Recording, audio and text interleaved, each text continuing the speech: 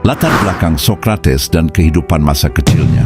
Informasi mengenai masa kecil Sokrates sangat terbatas karena ia tidak pernah menulis apapun dan catatan sejarah dari masa itu juga tidak banyak. Namun berdasarkan sumber-sumber yang ada, berikut adalah gambaran mengenai kehidupannya, kelahiran dan keluarga. Sokrates lahir sekitar tahun 470 atau 469 SM di Alopese, sebuah daerah pinggiran kota Athena, Yunani. Ayahnya bernama Sophroniscus, seorang pemahat batu atau pembuat patung, dan ibunya bernama Phainarete, seorang bidan. Ada dugaan bahwa Sokrates mungkin merupakan anak tunggal dari orang tuanya, namun ia memiliki saudara tiri bernama Patrokles hasil pernikahan kedua ibunya. Pendidikan dan kegiatan awal. Socrates menerima pendidikan dasar yang umum diberikan kepada anak laki-laki pada masa itu, seperti membaca, menulis, puisi, musik, dan senam. Ia juga dipercaya pernah membantu ayahnya bekerja sebagai pemahat batu. Ada cerita yang menyebutkan bahwa ia pernah membuat patung-patung dewi yang dipajang di dekat Akropolis. Meskipun hal ini masih diperdebatkan oleh para sejarawan modern, sejak muda Sokrates sudah menunjukkan rasa ingin tahu yang besar. Ia suka membaca karya-karya filsuf terkenal pada masanya, seperti Anaxagoras, dan belajar retorika dari Aspasia, seorang wanita cerdas yang menjadi penasihat negarawan Perikles. Lingkungan dan pengaruh. Sokrates tumbuh di tengah suasana Athena yang sedang berkembang pesat sebagai pusat budaya dan demokrasi. Ia sering berada di pasar dan tempat umum, mendengarkan diskusi-diskusi politik dan filsafat yang terjadi di sana.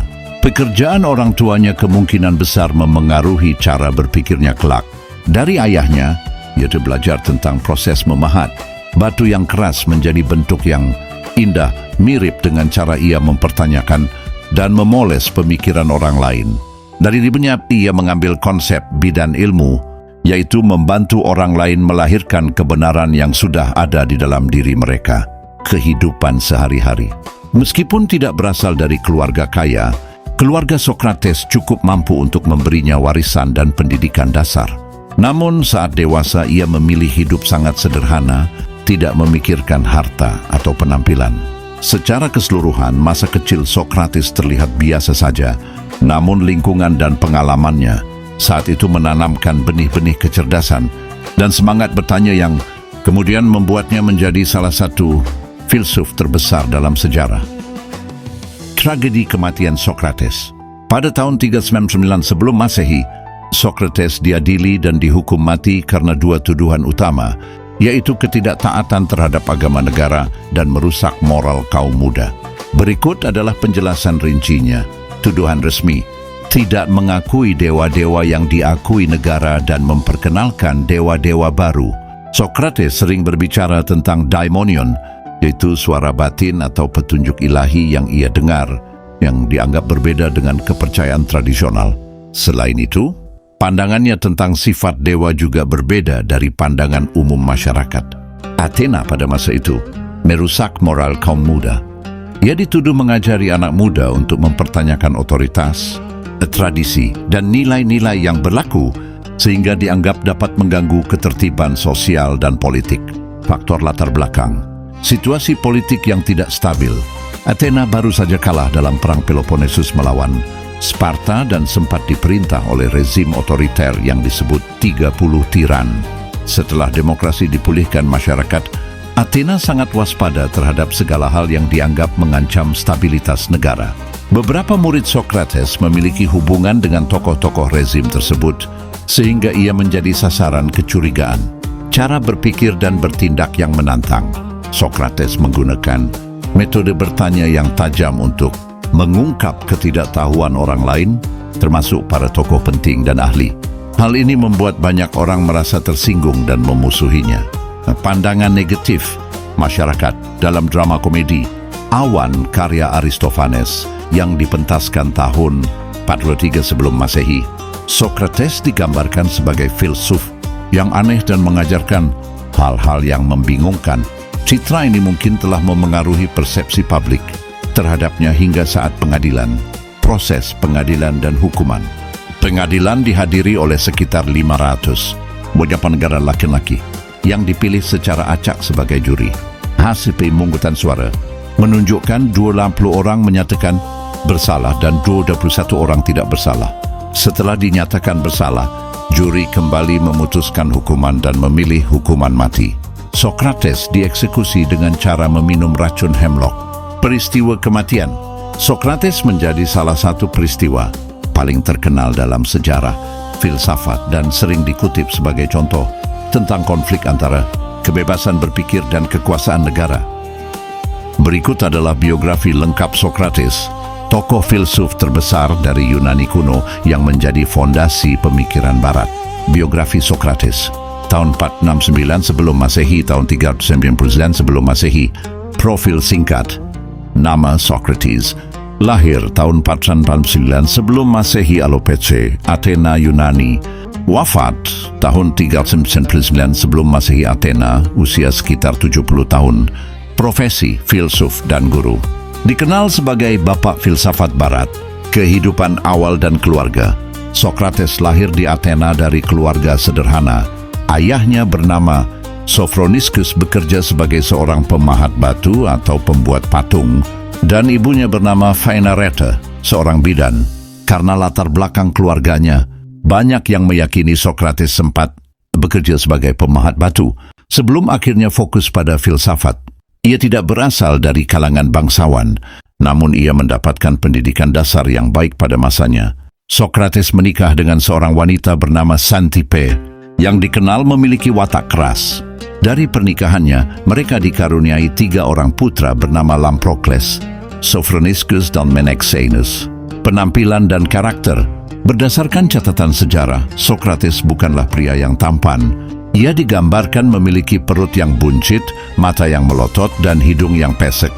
Namun apa yang kurang dari fisiknya, ia penuhi dengan kecerdasan, karisma, dan ketenangan jiwa yang luar biasa.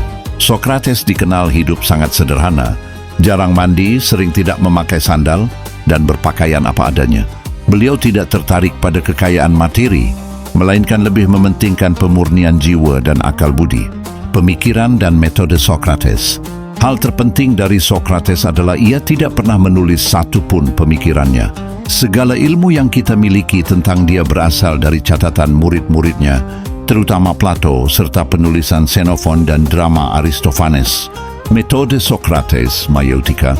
Sokrates menyebut dirinya sebagai bidan ilmu, ibarat ibunya yang membantu melahirkan anak.